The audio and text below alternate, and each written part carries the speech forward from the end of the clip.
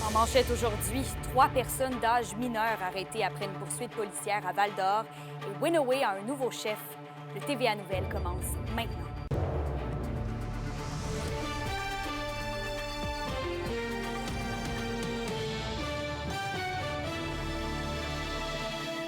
Bon lundi tout le monde, bienvenue au TVA Nouvelles. D'abord, une poursuite policière a mené à 3 arrestations à Val-d'Or vendredi dernier.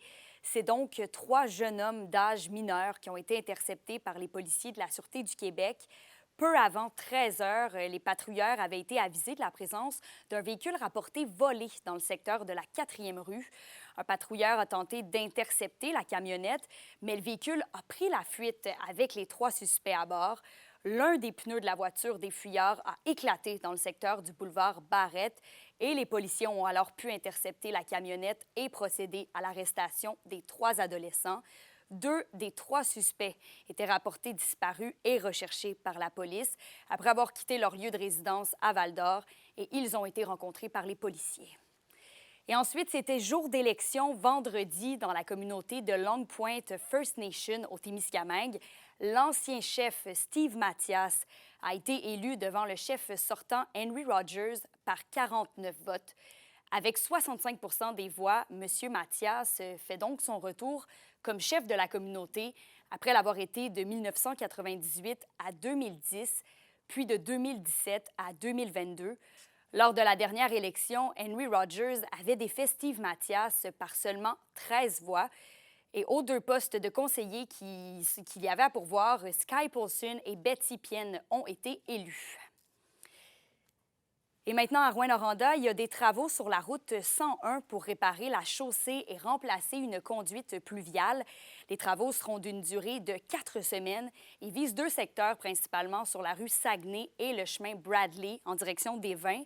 Un affaissement de la chaussée est récemment survenu dans ces secteurs. La première phase des travaux entraînera la fermeture d'une voie par direction sur la rue Saguenay. Et on reste à Rouyn-Noranda. Récréo Cisco, qui offre la location de vélos à la population, bonifie son offre de service. L'organisme a récemment ajouté des vélos d'assistance électrique. Tous les détails avec Olivier Morin.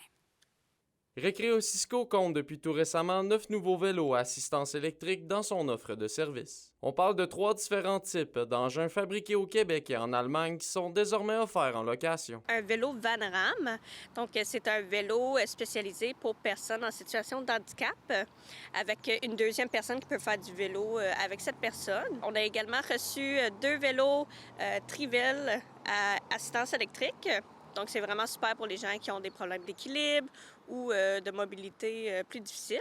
Et on a également reçu 6 nouveaux vélos à assistance électrique réguliers. L'organisme offrait déjà la location de bicyclettes du genre depuis quelques années, mais seulement de façon temporaire. Quelques semaines étaient ici, quelques semaines étaient partis ailleurs en région parce que les vélos ne nous appartenaient pas. Mais face à une demande croissante année après année, un changement s'imposait au niveau de la disponibilité. C'est la première été qu'ils sont toujours présents ici à Rouyn-Noranda. On a décidé de s'en procurer nous-mêmes et de les ajouter à notre flotte. Ils sont vraiment ici en tout temps prêts et disponibles pour la population. Et à l'heure actuelle, on constate un très grand engouement chez la population pour les vélos à assistance électrique. C'est sûr que les vélos à assistance électrique, c'est vraiment en demande. C'est de plus en plus populaire. Les gens ils viennent pour les essayer, autant pour voir s'ils veulent s'en acheter un eux-mêmes. Depuis qu'on les a, ils sortent presque à tous les jours. L'ajout de l'offre de service ça peut être rendu possible grâce au soutien de 2 organismes qui ont financé l'entièreté des nouvelles acquisitions de Récréo Cisco. On a reçu un beau projet du Fonds de soutien de développement aux organismes touristiques du Québec qui a payé 90 de ses équipements. Et on a également eu un soutien du programme Circonflex qui a payé l'autre 10 des acquisitions. Pour le moment, Récréo Cisco n'a pas dans les plans d'augmenter son nombre de vélos d'assistance en raison d'un manque d'espace d'entreposage. Olivier Morin, RNC Nouvelles, Rouyn-Noranda.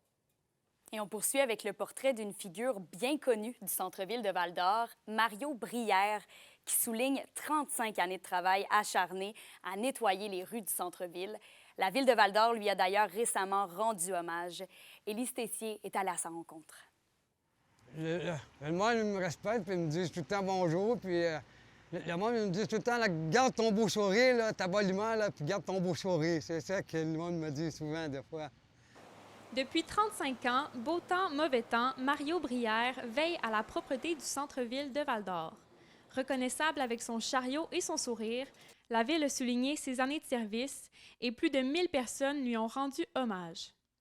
Oui, mais ils ont... Ah oui.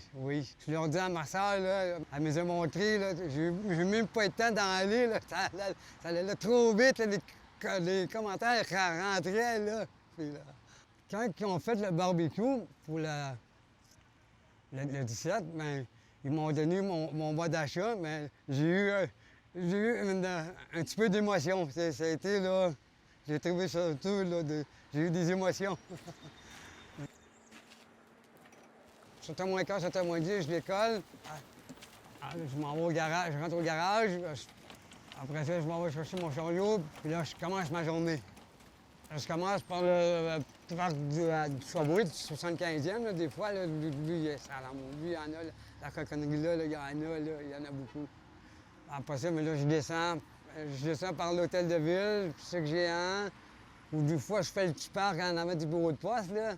Là, des fois, là, c'est beaucoup sale, là, des fois, là, on en ramasse beaucoup. Travaillant à la fois au centre-ville et à l'aréna, Mario est apprécié de son patron pour son ardeur au travail et sa bonne humeur. Bien, c'est sûr, d'avoir quelqu'un de bonne humeur, bien, ça rend le monde de bonne humeur alentour de lui. Je pense que Mario, c'est quelqu'un qui est toujours disponible, qui est serviable, qui aime rendre service aux autres. Donc, il y a des très, très, très belles valeurs comme personne. Après près de 4 décennies de travail, Mario se prépare doucement à dire au revoir à une grande partie de sa vie quotidienne. Je suis content là, d'avoir fait 35 ans pour la ville. Là. J'ai été vraiment content. Je veux me rendre jusqu'à 40 ans. Je veux faire 40 ans de service. Je veux faire ça. Je veux me rendre jusqu'à 40. Puis après ça, mais là, ça va être... Là, après ça, je prends ma retraite. Mais je vais m'ennuyer, par exemple. Je vais m'ennuyer de mes boss, là, de Dari et Stéphane. Je vais m'ennuyer, là, mais de temps en temps, je vais aller leur rendre une visite, je vais aller leur faire un petit coucou. Élise Tessier, RNC Nouvelles, Val-d'Or. La question du jour TVA, une présentation de Mobilier Bélan qui vous offre depuis plus de 50 ans un service de qualité et un grand choix de matelas, mobilier, électro au prix compétitif que vous recherchez. À la question du jour, on vous demande, avez-vous déjà été victime de fraude? Pour voter et commenter, rendez-vous au tvaabitibi.ca.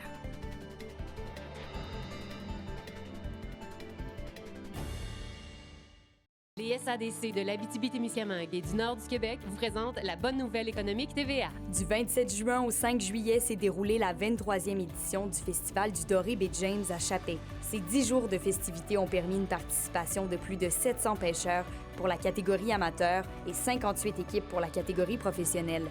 Des prix et bourses de plus de 200 000 $ ont été remis aux participants. Cet événement a généré des retombées économiques de plus de 600 000 $. Les SADC, partenaires de l'économie de la région.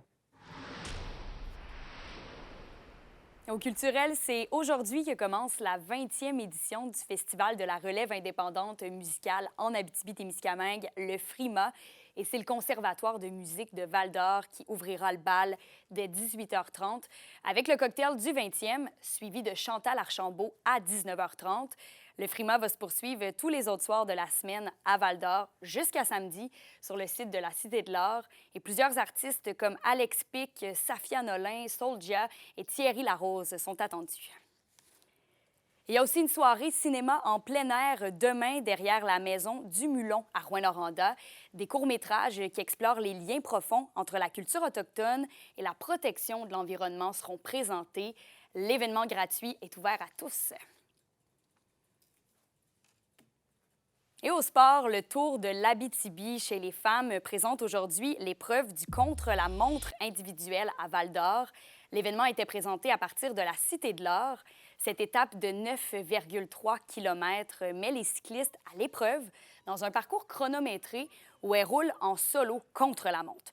Donc, c'est Oda Gissinger qui a remporté l'épreuve, suivie de Ellie Moore à la 2e place et de Eve Buskowski à la 3e position. Chaque athlète devra miser sur sa puissance, sa constance et sa stratégie pour se démarquer et tenter de gagner de précieuses secondes. L'épreuve a commencé en matinée et s'est terminée un peu avant midi. Et d'ailleurs, les Canadiennes se sont imposées hier sur la 3e étape du Tour de l'Abitibi.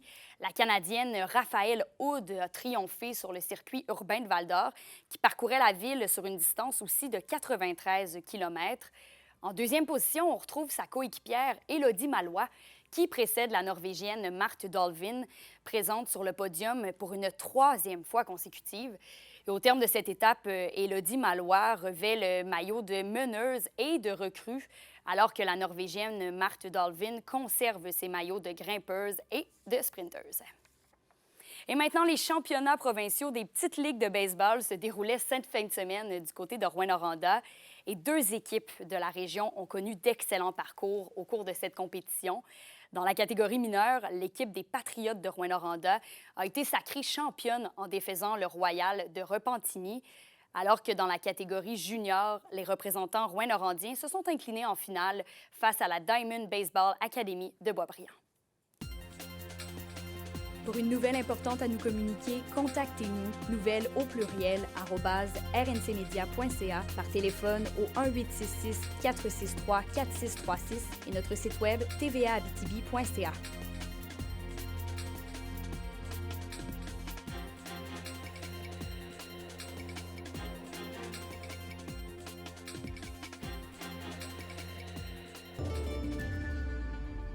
Cet après-midi et ce soir, faites attention si vous avez à vous déplacer. Les conditions météo sont propices à la formation d'orages violents. Donc, partout en région, c'est une alternance de soleil et de nuages, avec quelques averses à prévoir cet après-midi, maximum de 28 en Abitibi et de 27 au Témiscamingue. Et pour ce soir et cette nuit, en Abitibi, c'est quelques averses encore une fois et des orages qui devraient cesser vers minuit. Et au Témiscamingue, ce sera partiellement nuageux, avec probabilité d'averses encore une fois, minimum de 15 degrés Celsius.